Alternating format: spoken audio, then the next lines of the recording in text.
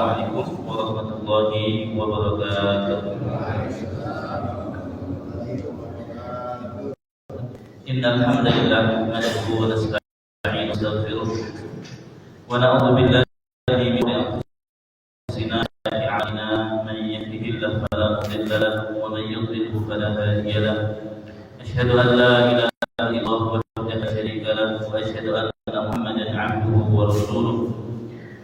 Allahumma salli wa sallim wa barik ala nabiyyir rahmah wal qudwah wa ala alihi wa sahbihi wa man da'a bi da'watihi wa istanna bi sunnatihi ila yaumil qiyamah. Allahumma la ilma lana illa ma 'allamtana innaka antal 'alimul hakim. Allahumma 'allimna ma yanfa'una wanfa'na bima 'allamtana wa zidna 'ilma wa arina al-haqqa haqqan warzuqna ittiba'ah وأرنا الباطل باطلا وارزقنا اجتنابه واجعلنا من يستمعون القول فيتبعون أحسنه وأدخلنا برحمتك في عبادك الصالحين. Alhamdulillahirabbil alamin. Segala puji dan syukur senantiasa kita panjatkan, kita haturkan kehadirat Allah Subhanahu wa taala atas karunia juga rahmatnya pada kita semua. Hingga malam hari ini kita kembali diberikan kesempatan, kemudahan dan juga kekuatan. Sama-sama kita langkahkan kaki, kita luangkan waktu untuk hadir berkumpul di rumah Allah yang mulia ini. Kita dapat maghrib berjamaah, kemudian sembari menunggu waktu sholat isya, kita dengan duduk dalam satu majelis zikir dan juga majelis thalabil ilmi. Jamaah rahmatullah, mari kita melanjutkan kembali ngaji kitab Riyadhus Shalihin. Di pertemuan kita yang terakhir kita sampai di bab 78, bab seputar bab 79 ya. Bab tentang al-wali al-adil, pemimpin yang adil. Masih ada satu hadis di bab ini, kita baca. Bismillahirrahmanirrahim. Wa an Iyad ibn Himar radhiyallahu anhu.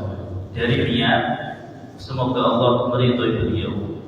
Qala, beliau berkata, Sami'tu, aku pernah mendengar Rasulullah sallallahu alaihi wasallam yaqulu, beliau bersabda, Ahlul jannati, penghuni surga itu salasatun, 3 orang, 3 kelompok atau 3 golongan. Sabda Nabi ini tentu bukan pembatasan. Artinya beliau tidak hanya membatasi bahwa nanti yang akan masuk surga terbatas hanya 3 golongan ini saja. Bukan begitu maknanya. Akan tetapi 3 golongan ini dikabarkan oleh Nabi telah akan menjadi penghuni surga.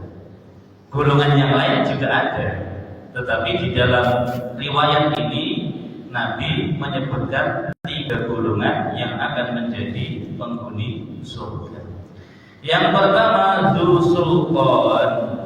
Sultanin, pemilik kekuasaan, berarti pemimpin. Muqsitun, yang adil. Muwaffaqun, yang diberi taufik atau pertolongan dari Allah Subhanahu wa ta'ala. Itu kelompok yang pertama, para pemimpin, tetapi syaratnya harus adil, menegakkan keadilan di tengah rakyatnya atau di tengah orang-orang yang berada di bawah kepemimpinannya. Yang kedua, warajulun rahimun, orang yang penyayang. Raqiqul qalbi, lembut hatinya, yang lembut hatinya. Likulli dzi qurba, kepada setiap kerabat, wa muslimin, dan kepada setiap muslim.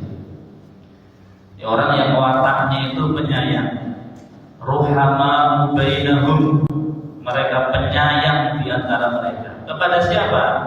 tentu yang paling utama, yang paling prioritas adalah penyayang, lembut hatinya kepada kerabat, setelah itu kepada setiap muslim. Dan yang ketiga, wa afifun, orang yang afif, memiliki kehormatan. Muta'affifun, dan dia menjaga kehormatannya. Zu'iyalin, padahal dia punya keluarga. Jadi konteksnya keadaan orang ini, dia punya kehormatan, punya harga diri, dan dia berusaha untuk menjaga kehormatannya padahal dia punya keluarga. Jadi konteksnya kondisi orang ini gimana? Nah, bisa jadi dia lagi miskin, susah, punya tanggung jawab untuk nafkahi istri, nafkahi anak, tetapi dia tetap berusaha menjaga harga dirinya, menjaga kehormatannya, tidak mengorbankan kehormatannya dengan, mohon maaf, misalnya mengemis atau meminta. Itu namanya afifun muta'affifun.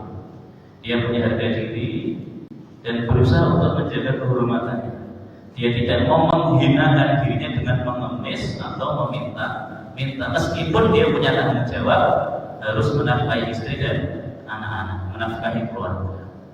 Dia memilih untuk kerja serabutan, yang penting halal. Mau jadi kuli bangunan, mau mungkin menjadi pemulung sekalipun, itu halal, daripada harus misalnya apa, mengemis atau meminta. Baik, rawahu Muslimun, hadis ini diriwayatkan oleh Imam Muslim. Selesai untuk bab 79, kita lanjut ke bab 80. Babu wujubi ta'ati ulatil amr. Bab tentang wajibnya taat kepada para pemimpin fi ghairi maksiatin, pada perkara-perkara selain kemaksiatan. Wa tahrim ta'atihim, dan haramnya mentaati mereka fil maksiat, di dalam kemaksiatan. Jadi secara hukum taat pada pemimpin itu wajib, tetapi ini kewajiban yang bersyarat. Kita wajib taat pada para pemimpin selama mereka memerintahkan pada fi ma'ruf, pada kebaikan. Adapun kalau para pemimpin itu memerintahkan, mengajak, mengarahkan kepada kemaksiatan, maka berlaku satu kaidah, la ta'ata li makhluqin fi maksiatil khaliq. Tidak ada ketaatan kepada makhluk, kepada manusia, di dalam kemaksiatan kepada Allah Subhanahu wa ta'ala. Qala Allah Ta'ala, Allah Subhanahu wa ta'ala berfirman di dalam surah An-Nisa ayat 59, ini ayat yang masyhur sekali. Ya ayyuhalladzina amanu, wahai sekalian orang-orang yang beriman, atiiullah, taatlah kalian kepada Allah, wa atiiur rasul, dan taatlah kalian kepada Rasul, wa ulil amri minkum, dan para pemimpin di antara kalian. Ini dalil yang mewajibkan kita untuk taat kepada ulil amri, para pemimpin yang resmi. Ya, atiiullah, taatlah kalian kepada Allah, wa atiiur rasul, dan taatlah kalian kepada Rasul, wa ulil amri minkum, dan para pemimpin di antara kalian. Tetapi dengan catatan apa? Fi ghairi maksiatillah, selama bukan dalam perkara kemaksiatan kepada Allah Subhanahu wa ta'ala. Wa 'an ibni Umar radhiyallahu anhu, dari Ibnu Umar, putranya Umar, namanya Abdullah. Dari Abdullah bin Umar radhiyallahu anhu, semoga Allah meridhai keduanya. Anin Nabi, dari Nabi sallallahu alaihi wasallam, qala, beliau bersabda, alal mar'il muslim, wajib atas seorang muslim apa? As-sam'u, untuk mendengar, wa ta'atu, dan taat, fima ahabba, di dalam apa-apa yang dia sukai, wa kariha maupun yang dia benci. Jadi wajib atas orang muslim untuk apa? Mendengar dan taat fima ahabba, dalam perkara-perkara yang dia senangi, wa kariha maupun yang dia benci. Illa kecuali an yukmara, jika dia diperintah bimaksiatin, untuk bermaksiat. Fa idza, maka apabila umira, dia diperintah maksiatin, untuk bermaksiat, fala sam'a, maka tidak ada yang namanya mendengar, wala ta'ata, dan tidak ada ketaatan. Ya, selama pemimpin itu memerintahkan kita apapun, asal itu bukan maksiat, mau kita senang mau tidak senang, wajib mendengar dan wajib taat. Ya, secara umum gitu ya, muttafaqun alaih. Hadis ini disepakati oleh Imam Al-Bukhari dan Imam Muslim. Wa anhu, dan masih dari Ibnu Umar, qala, beliau berkata, kunna idza bay'na Rasulullah, kunna adalah kami dulu, idza apabila bay'na kami membaiat. Membaiat itu berjanji untuk berjanji untuk setia, sumpah setia. Kami apabila membaiat Rasulullah sallallahu alaihi wasallam ala sam'i, untuk mendengar, wa ta'ati, dan taat, yaqulu lana, beliau kemudian memberikan pesan kepada kami apa? Fi mastata'tum. Ya, bahasa gampangnya apa? Semampu kalian. Kewajiban mendengar dan taatnya apa? Fi mastata'tum, dalam hal yang kalian mampu untuk melakukan, ya, semampu kalian. Muttafaqun alaih. Wa anhu, dan masih dari Ibnu Umar, qala, beliau berkata, sami'tu, aku pernah mendengar Rasulullah sallallahu alaihi wasallam yaqulu, beliau bersabda, man, barang siapa, khala'a, dia melepaskan yadan, tangannya, min ta'atin, dari ketaatan. Dia melepaskan tangan dari apa? Ketaatan. Laqiyallaha, maka dia akan berjumpa dengan Allah yaumal qiyamati, pada hari kiamat, wala hujjata lahu, dan dia tidak memiliki hujjah, tidak memiliki alasan yang bisa membenarkan dia sama sekali. Siapa yang melepaskan diri dari apa? Ketaatan. Pokoknya saya tidak mau taat pada pemerintah, saya tidak mau taat, jangan ya. Apalagi sampai level apa? Memberontak. Nah, itu termasuk minal kabair, termasuk dosa besar. Wa man mata, dan barang siapa yang mata, meninggal, wa laisa fi unuqi, dan tidak ada di lehernya bai'atun, satu bai'at, satu azam, satu tekad untuk taat dan mendengar tadi, maka dia meninggal mitatan jahiliyatan, meninggalnya mitatan jahiliyah, kematian jahiliyah, seperti orang yang meninggal di masa apa? Jahiliyah, di saat aturan belum tegak, di saat kehidupan masih berantakan. Kondisinya mati layaknya kematian di masa jahiliyah. Rawahu Muslimun, diriwayatkan Imam Muslim. Wa fi riwayatin lahu, dan di dalam riwayat masih Imam Muslim, wa man mata, dan barang siapa meninggal dunia, wa huwa mufariqun lil jamaah, dan dia memisahkan diri dari jamaah, dari jamaatul muslimin, dari jamaah kaum muslimin, maka fa'innahu, sesungguhnya dia yamutu, akan mati, mitatan jahiliyah, kematian jahiliyah, ya, seperti mati di masa jahiliyah, di saat tadi masyarakatnya belum ada aturan, masih rusak, masih belum ada kepemimpinan yang ditaati. Wa an Anas radhiyallahu anhu, dan dari Anas radhiyallahu anhu, ini Anas bin Malik. Ini adalah khadim atau pelayannya Rasulullah sallallahu alaihi wasallam.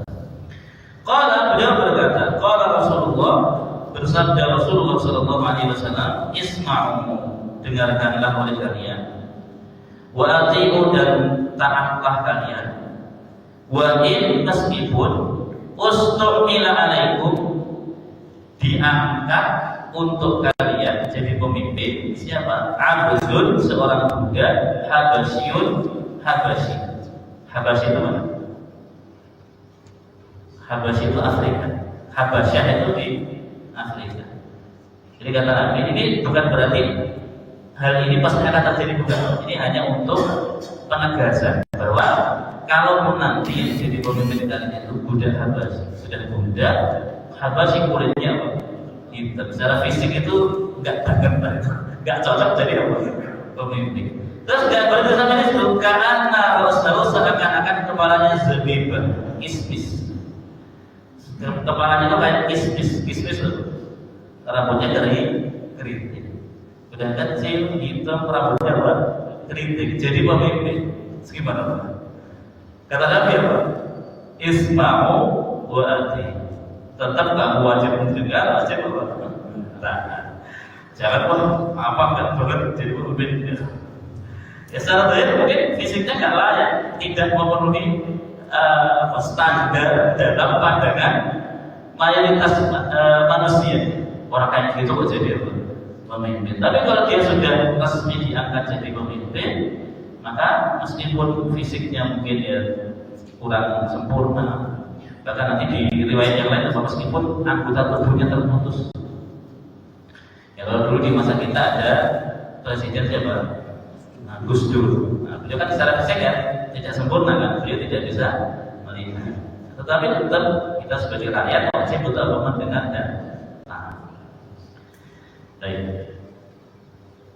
Wa an Abi Hurairah radhiyallahu anhu, dari Abu Hurairah radhiyallahu anhu, qala, beliau berkata, qala Rasulullah sallallahu alaihi wasallam, alaika, wajib atas kamu, as-sam'u, mendengar, wa ta'atu, taat, fi usrika, dalam keadaan sulitmu, wa yusrika, dalam keadaan mudahmu, wa man syatika, maupun dalam keadaan semangatmu, wa makrahika, maupun dalam keadaan apa?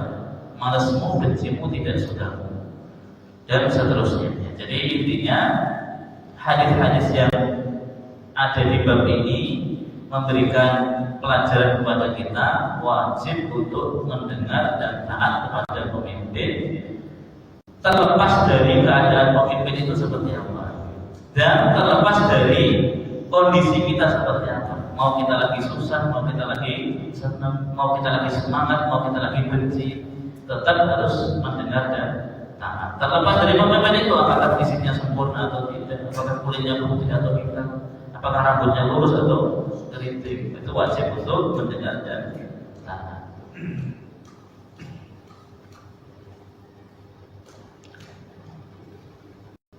Baik, sudah ya, itu untuk bab 80. Masih ada beberapa hadis lagi, tapi intinya sama. Intinya kurang lebih wajib untuk mendengar dan taat. Kita lewati saja, langsung bab 81. Babun nahyi an su'alil imarah, bab larangan dari meminta kepemimpinan, meminta jabatan. Ya, jadi bab ini oleh Imam An-Nawawi diberi judul bab tentang larangan dari meminta apa?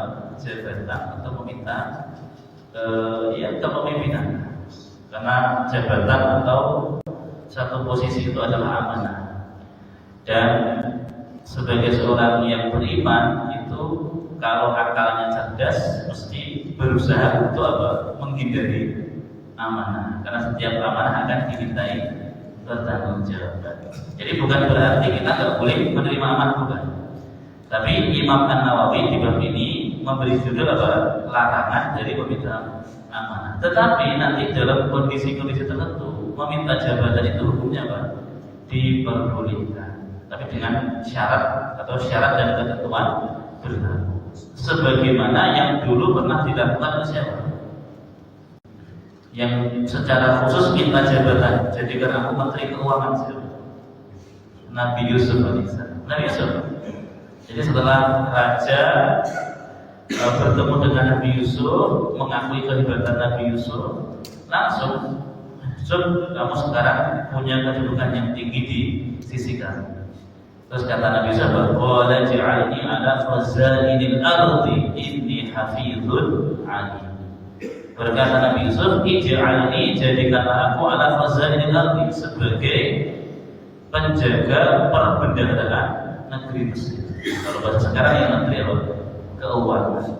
Jadi beliau secara spesifik meminta satu jabatan kepada Raja Mesir. Kenapa?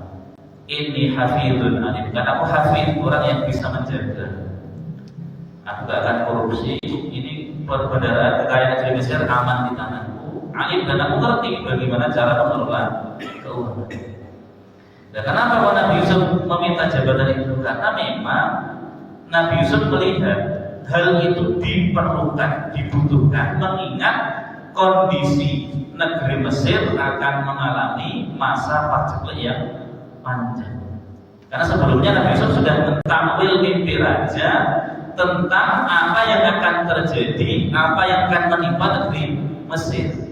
Bahwa Mesir 7 tahun ke depan akan subur, 7 tahun setelahnya akan apa? Kekeringan. Nah, maka ini masa yang akan, atau kondisi yang akan dilalui oleh negeri Mesir. Maka rakyat Mesir butuh strategi untuk menghadapi kondisi tersebut. Dan Nabi Yusuf mengerti betul bagaimana mengelola keuangan, mengelola sumber daya alam ataupun sumber daya yang dimiliki negeri Mesir supaya tetap bisa survive ketika masa paceklik itu apa? Datang. Maka beliau kemudian mencalonkan diri, dan itu boleh hukum. Jadi kalau dalam satu forum misalnya atau dalam satu masyarakat, Bapak merasa hanya Bapak yang mampu untuk mengemban amanah itu, maka tidak ada salahnya Bapak, saya yang akan menjadi sekretaris, saya yang akan jadi bendahara. Itu boleh-boleh saja. Ya kenapa? Karena kalau orang yang ahli, orang yang memang pakar di bidangnya tidak mengajukan diri, dan nanti jabatan itu akan diduduki oleh orang-orang yang tidak berkompeten. Iya kan? Bapak misalnya ahli, Bapak dokter misalnya. Nah, terus ada orang sakit, Bapak nggak menawarkan diri, biar saya obati, saya dokter. Dan nanti malah dipegang oleh orang yang nggak ngerti apa, malah terjadi hal-hal yang tidak diinginkan. Dari sini. Jadi dalam kondisi tertentu meminta jabatan itu ya boleh, tetapi kaidah umumnya berdasarkan hadis dari Nabi Sallallahu Alaihi Wasallam, dilarang meminta jabatan. Qala Allah Ta'ala, Allah Subhanahu Wa Taala berfirman, tilka darul akhirah, itulah negeri akhirat atau negeri akhirat itu, naj'aluha, kami jadikannya atau kami menjadikan negeri akhirat itu lilladzina, bagi orang-orang yang la yuriduna uluwan, mereka tidak menginginkan uluwan, ketinggian, menginginkan popularitas, fil ardi, di muka bumi, wala fasadan, dan tidak berbuat kerusakan, wal aqibatu, dan kesudahan yang baik itu lil muttaqin, bagi orang-orang yang bertakwa. Ini yang dijadikan ayat yang dijadikan dasarnya, bahwa negeri akhirat yang indah itu Allah siapkan untuk siapa? Orang-orang yang tidak menginginkan, tidak menghendaki apa? Uluwan, ketinggian, popularitas, keterangan jabatan, dan lain sebagainya. Ya. Hadis yang pertama, wa an Nabi Sa'id Abdurrahman Samurah radhiyallahu anhu. Qala, beliau berkata, qala li Rasulullah, telah berkata kepadaku Rasulullah sallallahu alaihi wasallam. Jadi Rasulullah memberikan nasihat kepada Abdurrahman ini, Abdurrahman bin Samurah. Ya Abdurrahman ibn Samurah, wahai Abdurrahman bin Samurah, la tas'alil imarah. Nabi secara tegas dan to the point, la tas'alil imarah. Kalimat itulah, janganlah kamu meminta jabatan, janganlah kamu meminta kepemimpinan. Fa innaka, karena sesungguhnya engkau in uqtitaha, jika kamu diberi jabatan itu an ghairi mas'alatin, tanpa meminta, u'inta 'alaiha, engkau akan dibantu atas jabatan itu, akan ditolong oleh Allah, dibantu oleh masyarakatmu untuk mengemban amanah jabatan tersebut.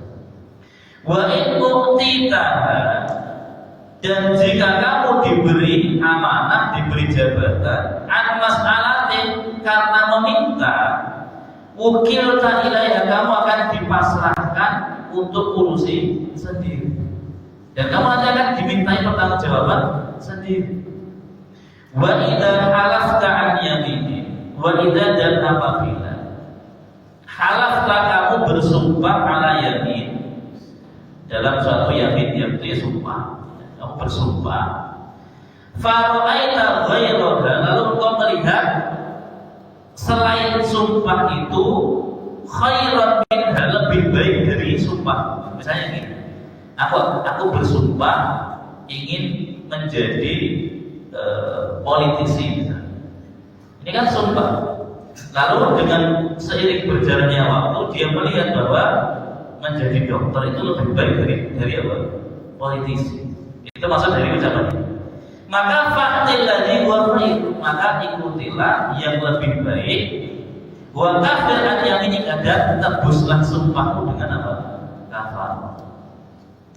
Jadi ada beberapa yang dinasihatkan Nabi pada Abdurrahman bin Samurah. Yang pertama, dengan tegas Nabi memberikan larangan, la tas'alil imarah, jangan kamu minta jabatan. Dan Nabi menjelaskan alasannya.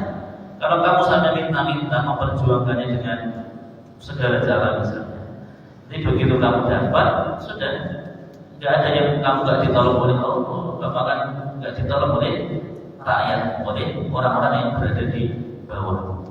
Tapi kalau kamu diberi jabatan, apalagi kalau dipilih oleh orang-orang yang ada di bawahmu, kamu awalnya nggak mau, tapi kamu diamanahi dan dipilih, maka kamu akan ditolong, dibantu oleh mereka. Kemudian nasihat yang kedua berkaitan dengan sumpah. Kalau kamu bersumpah, sudah terlanjur sumpah, demi Allah saya ingin jadi menteri misalnya. Nah, setelah itu kau melihat bahwa ada yang lebih baik, jadi menteri kurang baik, karena menteri itu harus mengikuti maunya presiden, meskipun maunya tidak benar misalnya. Terus melihat, mending kalau jadi menteri jadi apalah, jadi pengusaha saja. Nah, itulah. Padahal sudah terlanjur bersumpah. Maka kata Nabi, kalau kamu melihat ada yang lebih baik, ikuti yang lebih baik. Nah, terus sumpahmu bagaimana? Sumpahmu kamu batalkan, kamu tebus dengan apa? Kafar. Nah, kafarannya gimana? Kafar sumpah itu gimana? Ada banyak pilihan ya, bisa ngasih pakaian pada 10 orang miskin. Kalau nggak mampu, kalau pakaian mahal, bisa ngasih makan pada 10 orang miskin, itu lebih murah. Nah, kalau nggak punya duit, bisa puasa 3 hari. Itu pilihan untuk menebus kafarat sumpah. Ngasih pakaian pada 10 orang miskin, atau ngasih makan 10 orang miskin, atau yang paling gratis ya puasa 3 hari. Gitu. Jadi kalau kita ada solusinya, kita sumpah, itu ada solusinya. Tapi umat-umat terdahulu mungkin kalau sudah terlanjur sumpah itu wajib untuk apa? Melakukannya. Ya wajib untuk mewujudkannya. Tapi untuk umat Nabi Sallallahu Alaihi Wasallam ada solusi dari apa? Sumpah yang tidak diwujudkan, yaitu dengan menebusnya dengan kafar. Bisa ngasih pakaian 10 orang miskin, atau ngasih makan mereka, atau berpuasa 3 hari. Maka kalau istri bapak bersumpah itu jangan langsung percaya, karena ada kafar. Suamiku, kalau kamu bisa hafal Quran, saya izinkan kamu nikah lagi. Demi Allah, jangan langsung percaya maksudnya. Ya, begitu bapak sekolah hafal Quran ya gara-gara pengen nikah lagi. Setahun Pak hafal Quran selesai. Lapor sama istriku, saya dites 30 juz. Sudah selesai apa? kamu harus memenuhi sumpahmu, saya boleh apa? Tiga. Mesti Bapak pintar. Saya kafarohi sumpah itu dengan puasa 3 hari. Selesai ya.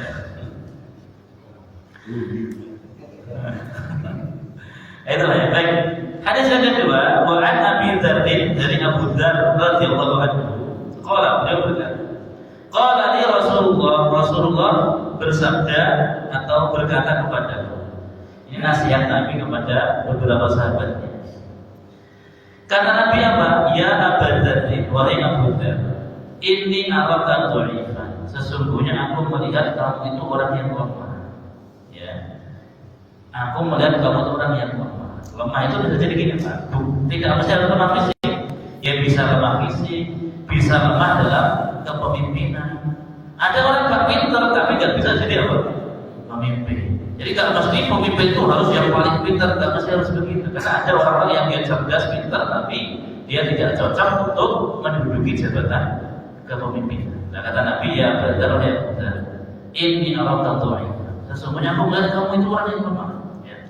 Wa inni uhibbu laka ma uhibbu li nafsi, dan aku mencintai untuk dirimu apa-apa yang aku cintai untuk diriku sendiri. Aku menginginkan kebaikan untukmu sebagaimana aku menginginkan kebaikan untuk diriku sendiri. La ta'ammaranna 'ala naini wa la tawallayanna ma la yatim. Ini nasihat dari Abu Dzar. La tata'ammaranna 'ala naini wa la tawallayanna ma la yatim. Janganlah kamu, intinya apa? Dia meminta jabatan. Kalau ada 2 orang dikasih amanah, dikasih pilihan, jabatan itu bisa diberikan pada 2 orang, kamu dan 1 orang yang lain. Kamu nggak usah apa? Menawarkan diri untuk jadi pejabat. Wala tawallayanna ma la yatim, dan janganlah kamu tawallayanna ma la yatim, menjadi wali atau pengurus hartanya anak yatim. Kenapa? Karena kamu lemah, potensi malah kamu bisa apa? Belandangin itu apa? Membawa kabur atau mengambil hartanya anak yatim. Jadi kamu ini lemah, bisa jadi lemah dalam melihat harta juga. Jadi karena Nabi melihat Abu Dzar itu lemah, Nabi kasih syarat, janganlah kamu jadi wali. Wali itu menanggung jawab terhadap hartanya anak yatim. Ada anak kecil yatim ditinggal bapaknya, hartanya banyak. Nah kamu gak usah jadi wali atas harta itu. Kenapa? Nabi melihat kamu lemah. Dikhawatirkan nanti kamu gak kuat melihat harta yang banyak, malah melakukan pelanggaran. Bisa mengambil harta anak yatim atau memakan anak yatim dengan cara yang batil, dengan cara yang tidak dibenarkan. Baik, wa anhu qala, masih dari Abu Dzar. Qultu ya Rasulullah, Abu Dzar pernah bertanya, ya Rasulullah, ala tastaqiluni, apakah kau tidak mau mempekerjakan aku? Apakah kau tidak mau memberikan aku apa? Jabatan. Fadaraba biyadihi ala mankibi. Kemudian Nabi memukul dengan tangannya, memukul pundak Abu Dzar, ditepuk pundaknya. Setelah kemudian Nabi bersabda, ya Abu Dzar, wahai Abu Dzar, innaka dhaifun. Sesungguhnya kamu itu apa? Lemah. Wa innaha amanah, dan jabatan itu adalah amanah. Innaha yaumal qiyamati khizyun wa nadamatun, dan sesungguhnya amanah atau jabatan itu kelak pada hari kiamat akan menjadi khizyun, kehinaan, wa nadamatun, dan penyesalan. Benar kamu ingin jabatan, padahal kamu itu lemah, kamu tidak punya apa? Kapasitas untuk menduduki jabatan itu. Jadi ini adalah amanah. Dan nanti pada hari kiamat mayoritas amanah yang dibebankan, yang diambil oleh manusia itu akan menjadi khizyun, kehinaan, sebab kehinaan dan penyesalan. Illa man akhadha bihaqqiha, kecuali yang mengambil amanah itu dengan hak yang dibenarkan. Ya memang dia berhak untuk menduduki jabatan itu, atau dia memang punya kapasitas untuk menduduki jabatan itu. Wa adala alaihi, dan dia menunaikan amanah itu dengan sebaik-baiknya. Rawahu Muslimun, hadis riwayat Muslim. Baik. Wa an Abi Hurairah radhiyallahu anhu, dari Abu Hurairah radhiyallahu anhu, anna Rasulullah qala, bahwasanya Rasulullah sallallahu alaihi wasallam beliau bersabda, innakum, sesungguhnya kalian, satahrisuna 'alal imam, kalian akan rakus, akan tamak, akan mati-matian untuk mengejar jabatan, mendapatkan kepemimpinan. Wa satakunu nadamatan yaumal qiyamah, dan dia akan menjadi penyesalan pada hari kiamat. Jadi prediksi Nabi ini sudah terbukti benar ya tadi. Setiap kita, mayoritas manusia betul-betul mati-matian berlomba-lomba mengejar jabatan, amanah, padahal itu amanah, dan kelak akan menjadi penyesalan pada hari kiamat.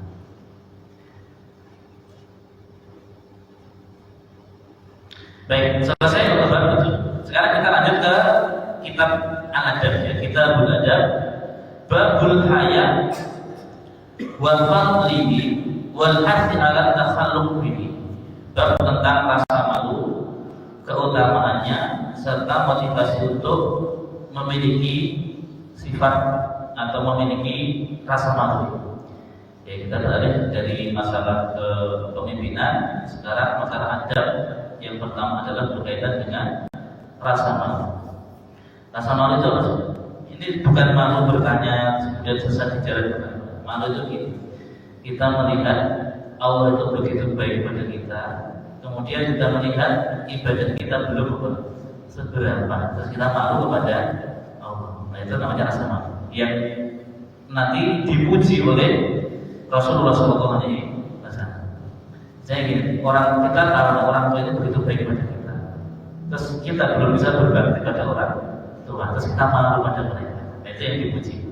Bukan kok bapak ini nggak paham, terus diberi kesempatan bertanya, nggak mau bertanya karena apa? Malu. Bukan itu maksudnya. Yang malu di sini adalah tatkala kita melihat kekurangan diri kita.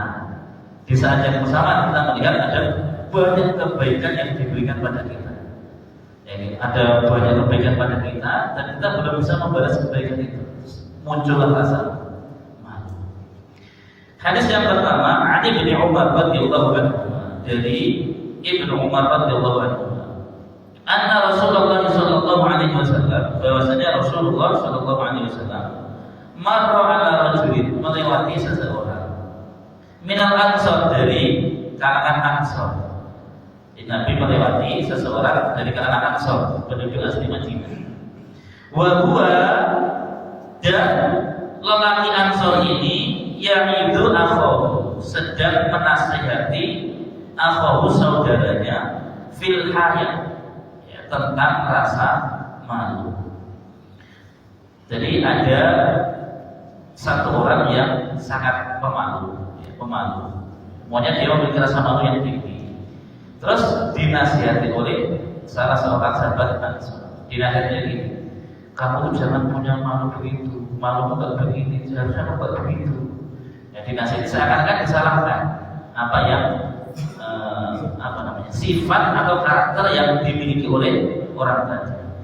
Lalu faqala Rasulullah kemudian menasihati orang Ansar ini, da'u, tinggalkan dia. Fa innal haya'a minal iman, karena rasa malu itu bagian dari apa? Iman. Malu ketika bermaksiat, ya kan? Ketika mau bermaksiat malu kenapa? Allah sudah begitu baik pada kita, kok kita balas dengan apa? Kemaksiatan. Fa innal haya'a minal iman, karena malu itu bagian dari iman. Muttafaqun alaih. Wa an Imran bin Husain, dari Imran bin Husain radhiyallahu anhu, qala, beliau berkata, qala Rasulullah sallallahu alaihi wasallam, bersabda Rasulullah sallallahu alaihi wasallam, al haya'u, rasa malu itu la ya'ti illa bi khair, tidak mendatangkan kecuali apa? Kebaikan. Jadi kalau kita memiliki rasa malu, maka yang akan kita lakukan hanyalah kebaikan dan kebaikan. Ya kan? Kita mau maksiat, malu sama Allah. Mau berkata kasar, malu sama Allah. Rasa malu itu tidak mendatangkan kecuali kebaikan dan kebaikan. Wa fi riwayatin li Muslimin, dan di dalam riwayat Imam Muslim, al haya'u khairun kulluhu, rasa malu itu semuanya baik. Atau beliau bersabda, al-haya'u kullu khair, rasa malu itu semuanya baik.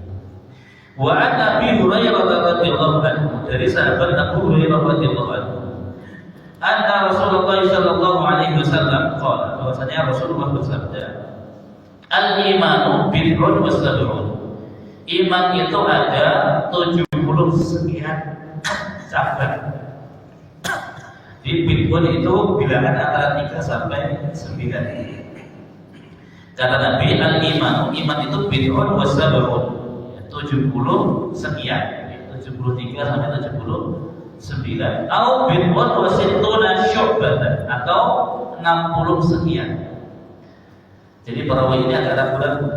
Nabi itu mengatakannya 70 sekian atau 60 sekian. Jelas banyak cabang iman itu ada banyak, 70 sekian atau 60 sekian cabang. Fa'afdaluha, yang paling afdal, yang paling utama dari cabang iman itu adalah qaulu la ilaha illallah, ucapan la ilaha illallah. Karena itu adalah syarat mutlak seseorang itu beriman. Ya, orang beriman kalau mengucapkan apa? Syahadat tauhid la ilaha illallah.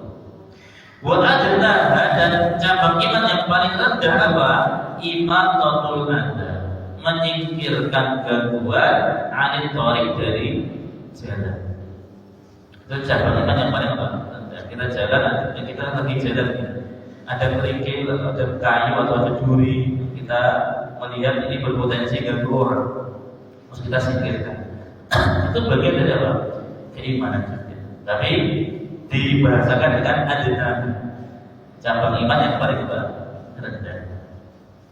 Wal haya'u syu'batun minal iman, dan rasa malu itu juga salah satu cabang dari apa? Keimanan. Karena cabangnya iman banyak, yang paling tinggi la ilaha illallah, paling rendah menyingkirkan gangguan dari jalan. Dan berarti di tengah-tengah ini salah satunya adalah apa? Rasa malu. Muttafaqun alaih. Wa an Abi Sa'id al-Khudri, dari Abu Sa'id al-Khudri radhiyallahu anhu, qala, beliau berkata, kana Rasulullah, adalah Rasulullah sallallahu alaihi wasallam, asyadda hayatan, lebih pemalu, minal azra, dari al-azra. Al-azra itu al-bikr, seorang gadis, fi khidriha, di dalam pikitannya. Apa itu pikitannya?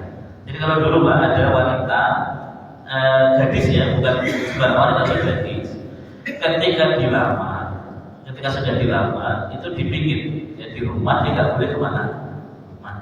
Dan wanita itu namanya gadis, ketika dilamar itu kan bagi wanita yang punya rasa malu, itu ketika ditanya kamu mau apa enggak, itu biasanya enggak secara terus terang menjawab iya saya mau, enggak. Tapi hanya berdua, kemudian apa? Ada pipinya kemerah-merahan misalnya gitu. Itu saking malunya. Nah, sahabat Nabi ini Abu Sa'id al-Khudri mengungkapkan bahwa Nabi Muhammad itu lebih pemalu dibanding gadis yang dalam tinggitan, lebih pemalu, ya. Dan nanti ada satu kisah menunjukkan Nabi itu betul-betul pemalu dalam artian sungkan. Ketika nanti Nabi menikah dengan Zainab bintu Jahsy, yang dinikahkan langsung oleh Allah Subhanahu wa Ta'ala.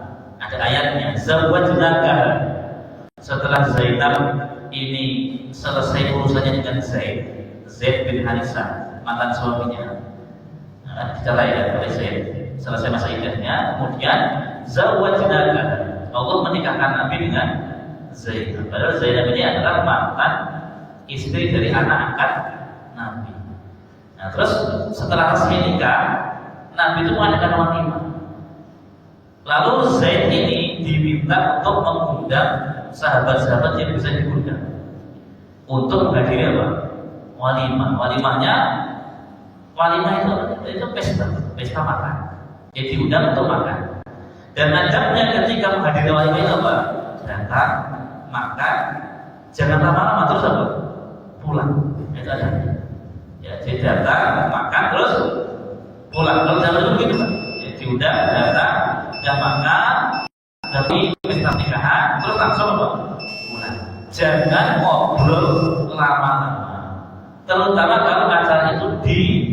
diadakan di mana? Di rumah. Nah, begitu adabnya begitu. Jadi kalau diundang datang makan, kalau sekarang tambah nyumbang terus apa? Pulang. Nah, kalau dulu nggak ada nyumbang kan datang makan datang pulang. Dan terus hari itu Pak, hampir semua sahabat sudah datang, yang diundang sudah datang dan pulang. Tapi ada 3 orang itu yang ngobrol lama sekali. Sampai Nabi merasa terganggu dengan 3 orang ini. Ibaratnya pengantin baru lah. Ya tahu kalau pulang kan pengertian sekali kan. Sampai nanti turun ayat. Rasul itu malu kepada mereka untuk mengatakan Pak tidak pulang sana dulu. Nabi itu malu terus sekedar untuk mengingatkan mereka. Akhirnya apa? Akhirnya Nabi memilih keluar dulu ke rumah istri yang lain. Begitu Nabi kembali, orang itu masih ada. Nabi keluar lagi. Gak ada tegur. Itu gambaran salah satu sifat malu Nabi Sallallahu Alaihi Wasallam.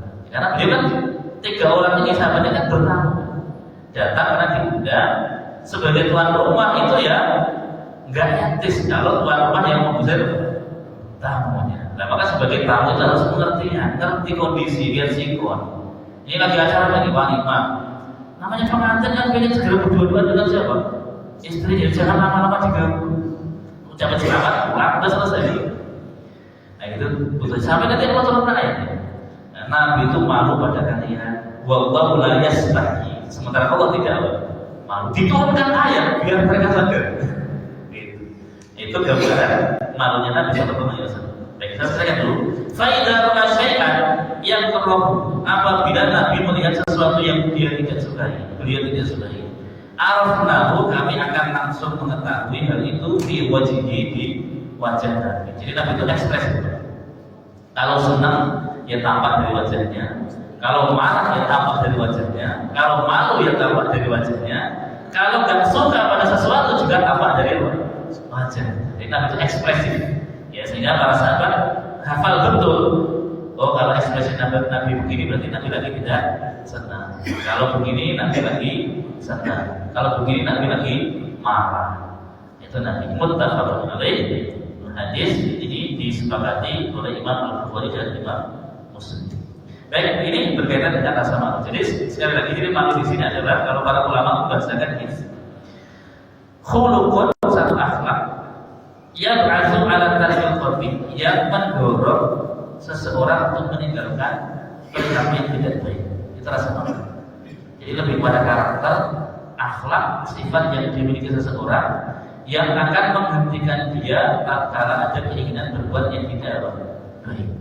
Ya, saya mau gini, malu saya begini mau misalnya berbuat maksiat, yang malu pada Allah dan seterusnya. Itu adalah al-haya, dan al-haya'u minal iman. Rasa malu itu bagian dari iman.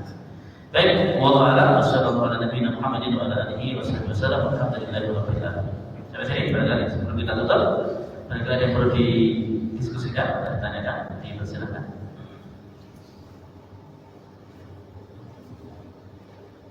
Silakan bila ada yang mau bertanya. Cukup? Ya Pak. Tadi kita itu yang digambarkan itu kepemimpinan yang secara fisik. Kepemimpinan yang secara Fisik tadi kan. iya, fisik. Nah, bagaimana cara pemimpin yang punya kurang serang atau pemimpin yang contoh gitu. Apakah kita juga taat juga? Ya tergantung kan. Kalau perintah yang muncul dari pemimpin itu berdasarkan kebodohannya yang berujung pada kemaksiatan, ya kita tidak boleh taat. Tetapi kalau pemimpinnya bodoh tapi perintahnya benar, ya tetap harus ditaati. Gitu. Jadi nggak usah melihat status dia yang bodoh, tapi lihat perintahnya apa. Kalau perintahnya maksiat, mau dia pintar mau bodoh, apa bodoh gitu. La sam'a wa la ta'ata. Tidak ada kewajiban mendengar dan tidak ada kewajiban untuk taat. Tapi kalau dia mau main bodoh, perintahnya benar. Ya, perintahnya benar. Meskipun kita pun tidak senang diperintah oleh orang yang apa? Bodoh. Dia tetap wajib mendengar dan taat. Gitu. Jadi fokusnya lihat pada perintahnya, jangan melihat pada keadaan ataupun status pemimpin tersebut. Begitu Allah. Ada lagi?